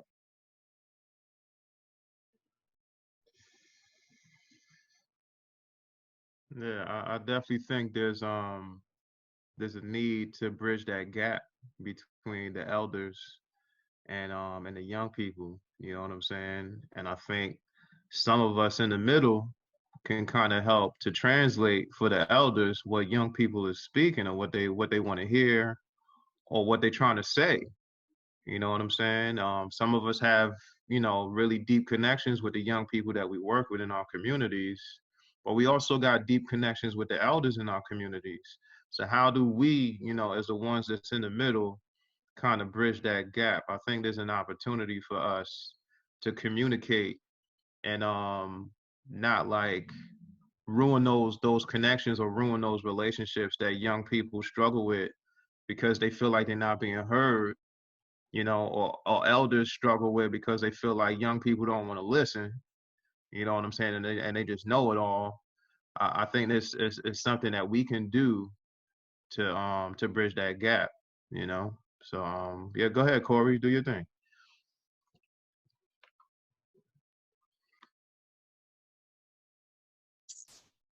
Nah, I mean, I think that's a lot, man. I think kind of going back to what I was saying earlier, that like I feel like if I sketch backwards, I think one question is asked, like, just as I grow, just like thinking about the different manhoods that I embody, like what healing do I owe myself? Like what healing do I owe myself? Just thinking how I embody manhood from what I know now. And I think like as I grow and as we grow, that's forever changing and like, but like, and then as I asked that question, like it made me realize that like at certain moments, like I seen certain manhoods, definitely when I was in my bag of being on the block, that I seen certain manhoods that like pushed away, you heard? That I was just like, that shit ain't gonna work. That ain't like, get that shit out of here. And like also, so that and it was certain brothers, like mostly came in basketball with me, just the way like my life was structured. But like I was really good in ball, so mad coaches, mad older dudes from the block, like they tried to grab me through love and like whatever way they could through there. It wasn't like an organizing framework, it wasn't like a restorative justice framework, but it was like, yo, let me get you on an extra Saturday, let me play ball, let me buy you some sneakers, like, like they was trying. And like when I look back, I could see those efforts. I could see their spirit trying to catch my spirit. Trying to like in whatever way they knew how. And that's kind of like you only got what you got. Too.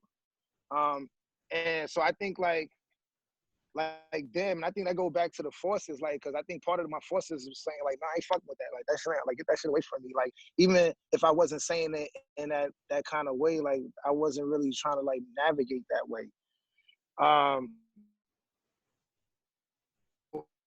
I think like also, so part of what I'm saying is like there's always threads of like brothers who try to like give me something, or like glimpses of like folks older, even some younger dudes who actually be like, why the fuck homeboy fooling like that, son? like probably and he had it hard. A lot of those people who were young, who probably had some manhood qualities that I probably should have been taking when I was 15, 16. Like he probably had it hard on the block, son. You know what I'm saying? Like trying to be who he was. Trying to like navigate like those principles. Like I would assume just even seeing that person, like the time I remember still trying to struggle to be that, I feel like, damn, that had to be hard. You know what I'm saying? Like so I think about like who I am in those moments, but I also think about like, damn, what that person had to be in that moment. But so I think like there's a lot of like gifts that that when I journey backwards on like what I owe myself or like what happened, like I pick up certain gifts not only from me but just from the people that surround me. So I don't know if that's like a question, but that's like also just like a process that I do for myself. So that's like, yeah, like I don't know if folks think about that, do that for themselves, or feel like that's useful. But I think that's one thing. And I think the fun thing about it is like I'm always growing and always learning. So I feel like every time I go back, like it gives me something different too. It make me like it adds something different to the plate. I had something else, but I can't really get it up, so I pass. Yo, Corey, man, appreciate that, man, for sure. That's a good one. Um, because okay, I'm gonna say this because it's important for all of us to just know and also know that what we're dealing with. Just like Corey, you're gonna have people that's always gonna be able to gravitate to some, young African man or African woman in any type of shape or form. But are we gonna get them all? And what's I guess my question is, what made you just be like, nah, this is not what I need or want in my life to get to that process? Like, it's like looking back now, yeah, if I went that route, it could have been a little bit different, or maybe it could have gotten to a certain level. Like, we don't know what could have happened at that point in time. But I guess what I'm saying is that we are going to have some young Black males that are just going to be resistant from us reaching out to them. And if that's the case, at what point in time, or what do we do when we do have that resistance, or we do have the brother saying, okay, you know what, yeah, I hear you, but that's not my style, that's not my thing. What do we do at that point in time? Definitely, I like that question too. That's like stuff that's like, and first I want to start with the internal, because that's like on me. Like, how many times with your bros, and you hear the B word, like somebody saying the B, and you like not like being like, yo, bro, that's not cool. Like, that's actually like word to say woman, like, or like, and like these are so rooted in our cultures and rooted in ourselves, and like even the fear of like saying that to your bro, or the fear of like people calling me out, or like not one, like those things is popping up, and you always doing that, and all these other stuff. So definitely looking at the internal, like, what are you doing on a level that's like that's really like harmful to yourself?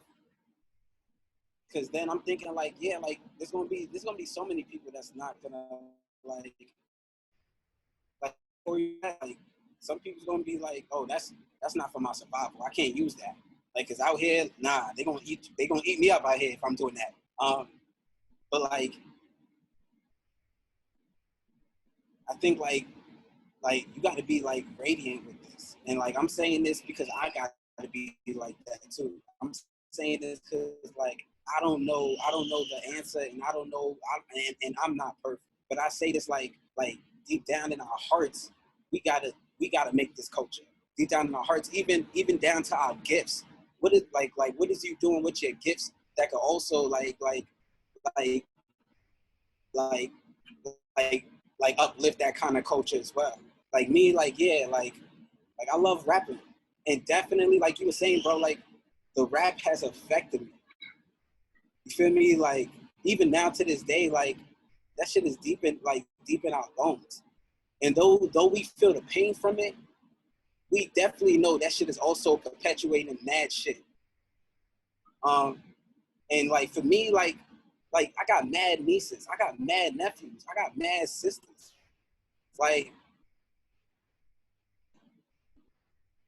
word, like it's up to me to like also like do something with my gifts to also uplift that culture. Yeah. Can I speak to what you were saying, Keith? I think, when you said like we can't save them all, and that's true, you know what I'm saying? But you also can't hang your head if you fail, you know what I'm saying? And also like, sometimes you got to meet people where they at, you know what I'm saying? And don't alienate them or exile them because they're not on the same level as you. You know what I'm saying? It takes a lot of patience, a lot of understanding, and a lot of dedication, you know what I'm saying, to support. We was once young, we was once in that mind frame, we once used that language, you know what I'm saying? But you got to meet them where they at, you know what I'm saying, and just keep giving them little doses here and there. You can't give it all to them all at once, you know what I'm saying? Just kind of just keep trying over and over again, and don't give up the good fight, man. And then keep, like you said, just being radiating that energy, I'm just showing it, and sometimes it gets contagious. So that's all I'm saying.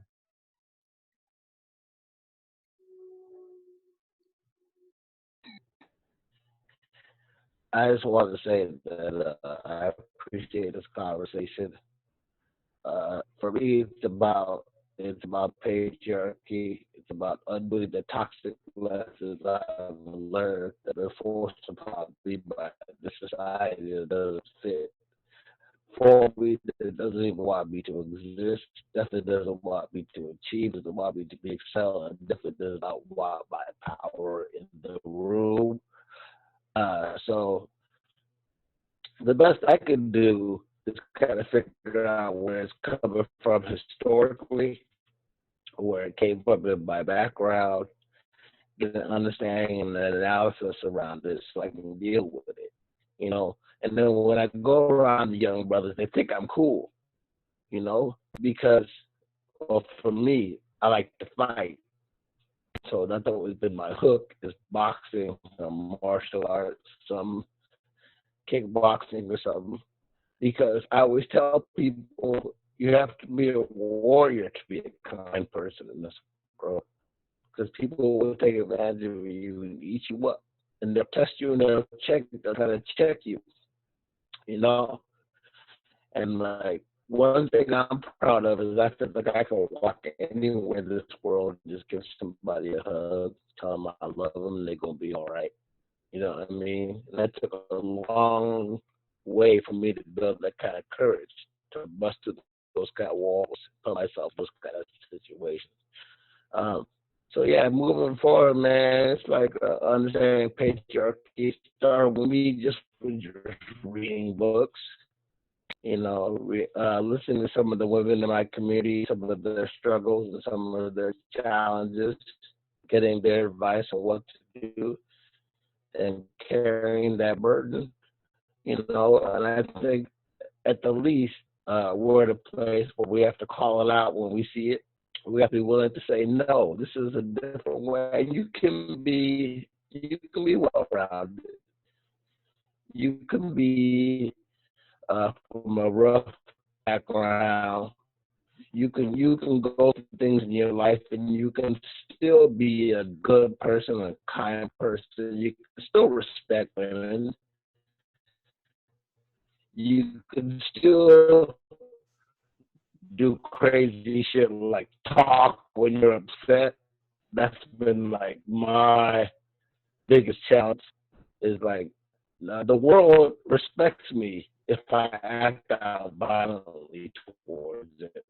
I seem to be able to get respect, but it doesn't really seem to respect me when I tell it what's on my mind. So I really don't know what to do about that, but I'm trying to learn to be more productive in that area, and it's been getting better.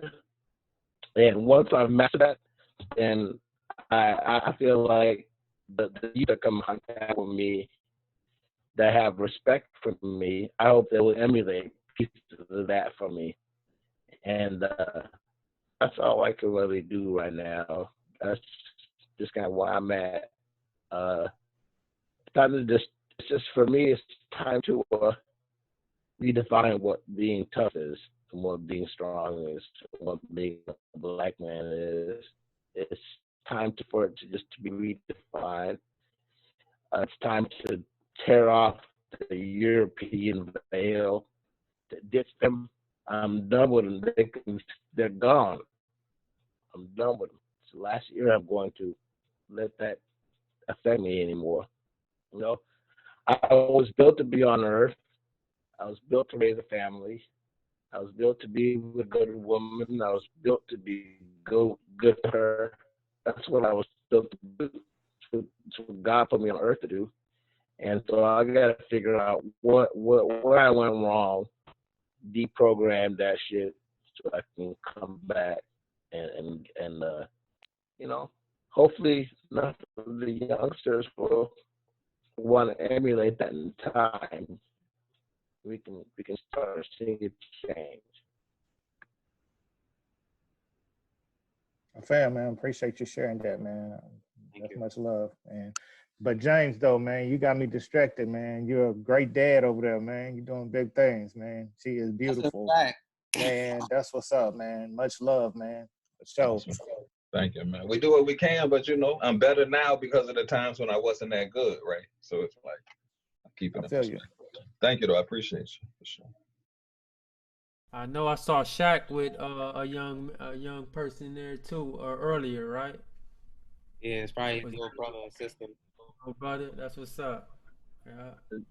That's what I'm talking about too. Like all my friends are black. We all got kids, and we're all great dads. All of us, every last one of us, takes care of our kids. Everyone I know, you know, and the ones who are struggling to do it are just struggling to do it, you know, but they trying. But like, so you know, I see James in every meeting with his kids. My daughter's with me. I saw Shaq with his daughter. And if y'all have kids, I'm sure they're running around somewhere, you know. So that's one of those messages that, like, I'm just not gonna listen to it anymore. I'm gonna cut my radar off to that nonsense because I know the truth. All I see at the park is black dads with their kids, bro. That's all I see is us out there with our kids and in our lives and working hard and paying bills and all that. I don't even hear all that noise. I don't hear it because it's just not my experience.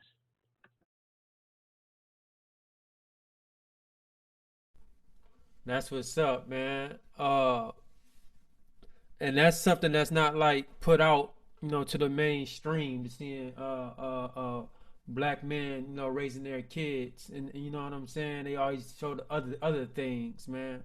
And so, like, I definitely appreciate it, man. Like, and all of you voices, you all got me thinking, man. Like, I'm really like I get some healing from this call, and I just look forward to many conversations, man. And it just makes me think.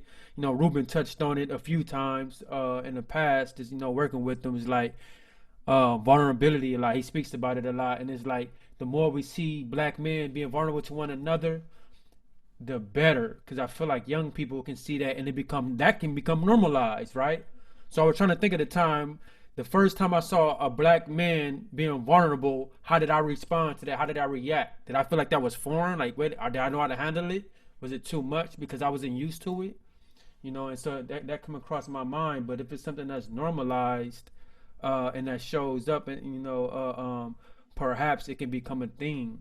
Alex talked about rap earlier, and it made me think of, as much as the messages as rap contributed to my belief systems, unhealthy belief systems, I also believe that it can be a tool to heal. And so heel hop came to my mind, right? That word heel hop. And it made me think about y'all. I know y'all do we come to heal thing. And so I just thought about heel hop. Wow, that's a good combination.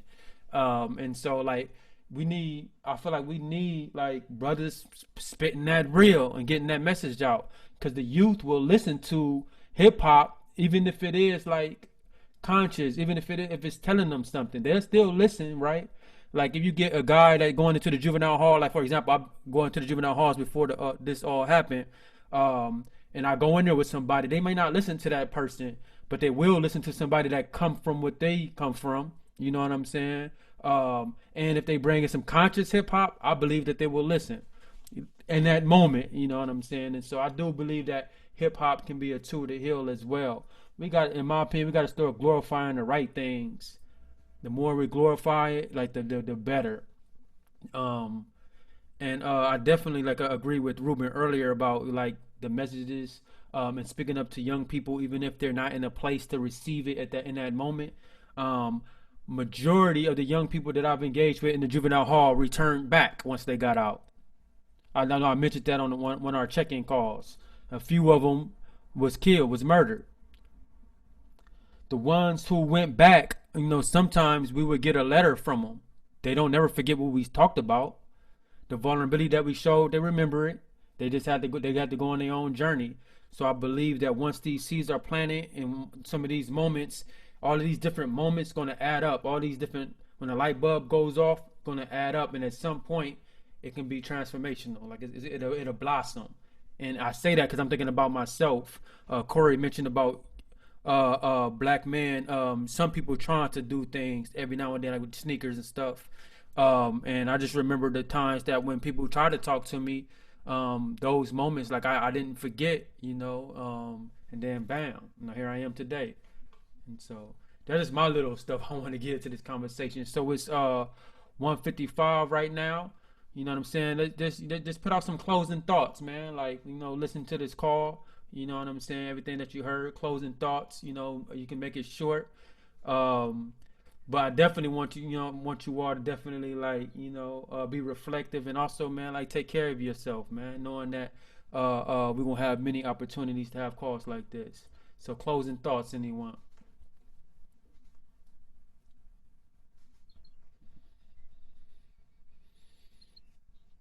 I think one thing that come up for me is just as a just centering myself like as a black dude, man, just thinking about relationships and just thinking about the relationship with like my mother,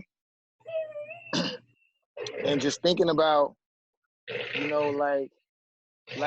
also to Alex's point about like how like I definitely love my mom with all my heart, but like there was mad moments I just felt like I couldn't really like share stuff that I really wanted to say with her. Just with her going through her stuff and just being her son and just being in that dynamic.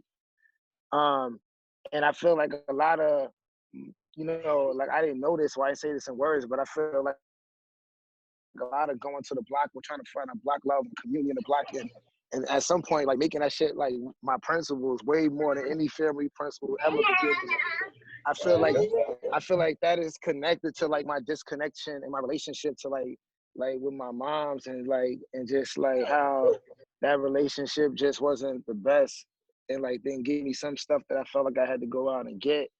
And I feel like as part of patriarchy too, I feel like as black dudes, we see like how the world be wild on our moms. And even though we know she ain't did everything, like we just ain't let nobody wild on our moms. But like you don't really like get a chance to really build with your moms about a lot of stuff that she probably could have did better or something, or how you felt in certain moments. So you don't even know how to do that probably.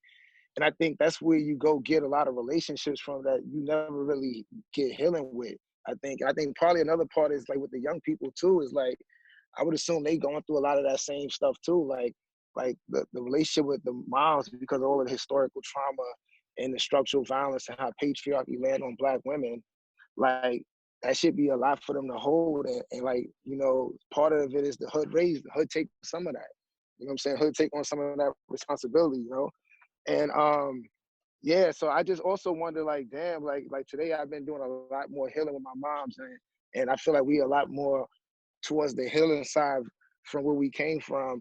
But I also feel like just even as black men today, like how we think about like healing with our moms and like how that means for like our relationships in general, and just thinking about just the relationship between the mom and like black men too. And some of the deeper dynamics in between it too. But that's what I'm leaving with.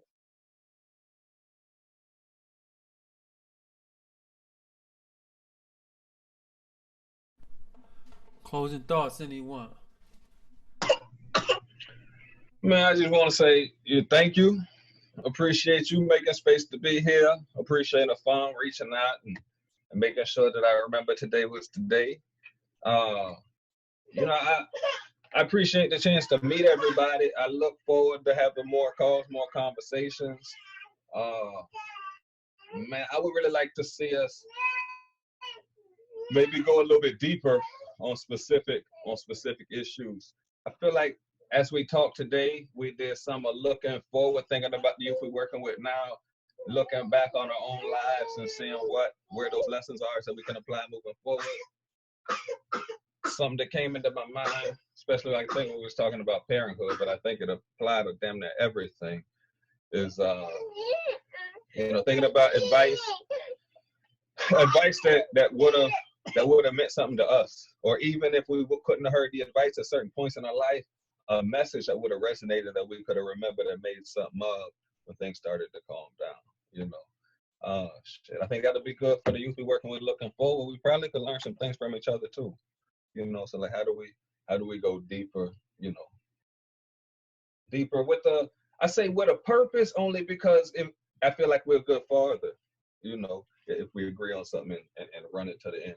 Maybe add another extra hour to the call. But however we do it, I appreciate coming together and sharing this space, man. There's not a lot of spaces like this in Seattle. You know what I mean? So uh, making the most of the virtual, you know. Appreciate you, especially you, Malachi. Though you know, much love. Same here. I appreciate this space. You know, I felt like that this was like I'm like many of us out here healing from toxic masculinity and just the even when it seems like, you know, we had the good lessons in our life, like there it was also that patriarchy embedded in that I really appreciated in this space that was named and addressed, and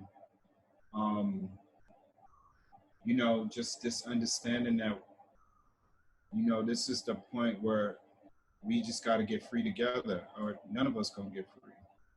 And I think I'm so thankful for you all. I think real quick, Corey, I can definitely relate to the notion about your moms.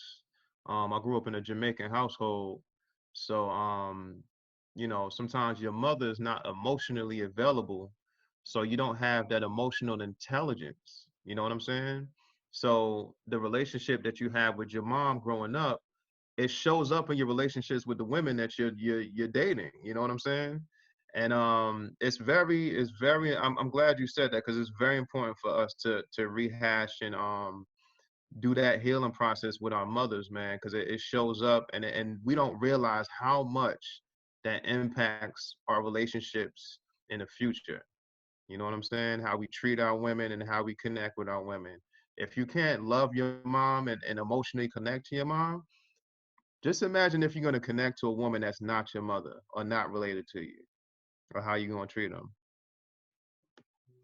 Just leave it at that.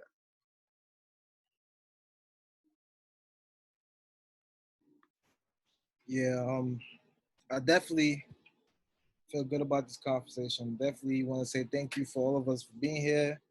Cause like whatever version where there's like feminists saying that, yo, you're not doing the work. You're not. What are y'all doing?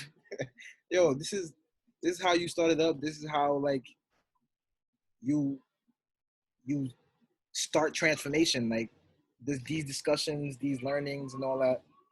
Um, I'm definitely ready to get deeper too. Definitely want to get some more versions of this. Um, uh, definitely want to like bump some Alex music some more today. Some definitely inspiring. Definitely that shit banging the V, like 808s on 1,000 when it's in the V.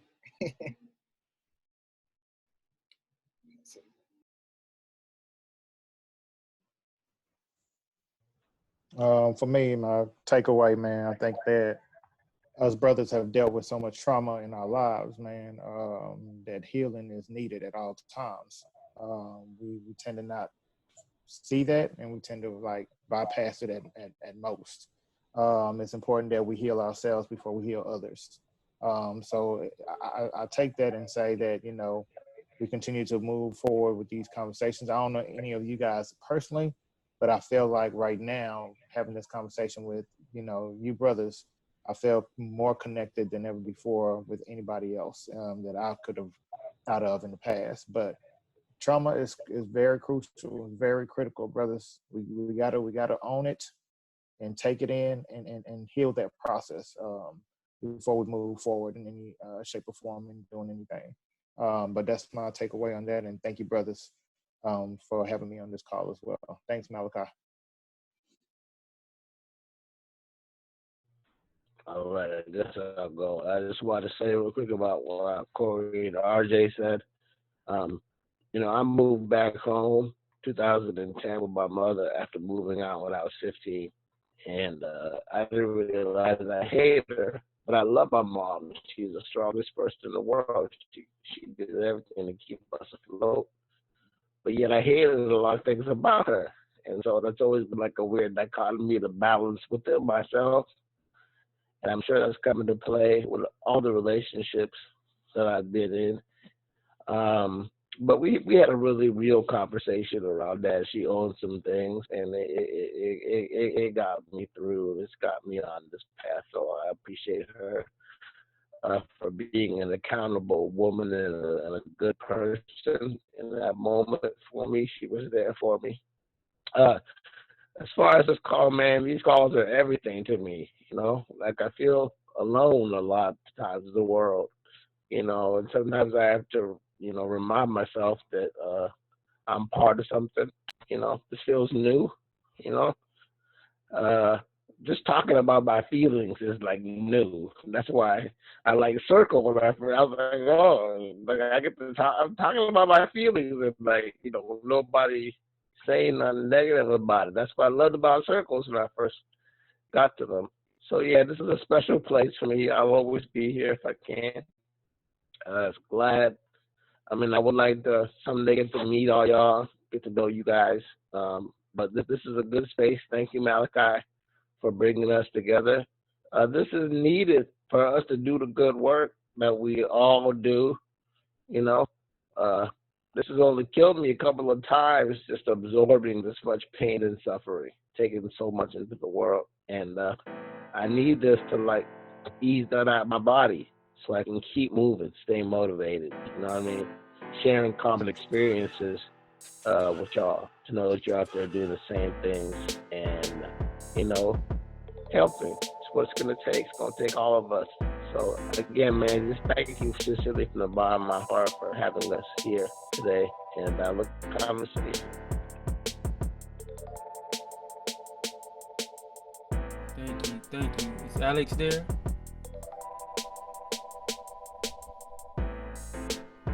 Alex or Shaq, you know, just closing thoughts. Yeah, I no, it's just Alex. Oh, it's all good. He's not there. I just want to let you all know, man. You know, this is, we call it the Black Love. The Black Male Love Stream, which came by accident. I think Corey, I meant to say live stream, accidentally put love somehow. But I love it. It's all good. And one of the things we wanted to do was make it accessible via social media or whatever for other people to see, you know, us loving one another, showing love to one another, and being vulnerable. And so this video, I'm gonna send it to you all. I hope to drive it. You know, going to the drive, I'm gonna send it to you all for you to utilize it. But we definitely want our people to see that it's okay to be vulnerable and sharing. And I know some of you already been doing that. You'll be having your social media things. We all, you know, doing that now. And definitely like people connected from different parts of the United States, man, showing love. And so that's one of the things that we wanted to get out there. Also, too, like I feel like this stream isn't mine or our joys. I know Ruben had the idea to do it, and now it's here. I feel like it's all of ours. And so, like, if any of you have ideas, if any of you want to help push this forward and keep coming together, man, like we all got on the email, I can add others to the email that's not on there now, which is probably Shaq and Alex and James. And we can build this further, and we can have a separate call where it's not being recorded, and we can just share information, like whatever. I'm open to many different possibilities, and so I come in all humility, man, and with love. And so, yeah. I want to end this with a quote, an African proverb actually, that says, "There is no enemy within. When there is no enemy within, the enemies outside cannot hurt us." When there is no enemy within, the enemies outside cannot hurt us. Ashe. Sure. But just feel free to reach out too. It's all good. Peace, everybody. Peace. Peace. Jay. Yeah, thanks again. Peace, everybody. Take care of yourselves. Peace, Yeah, peace. have a good week. Art of Fun. James. Peace. You my brother. All right, y'all. All right, fellas. True.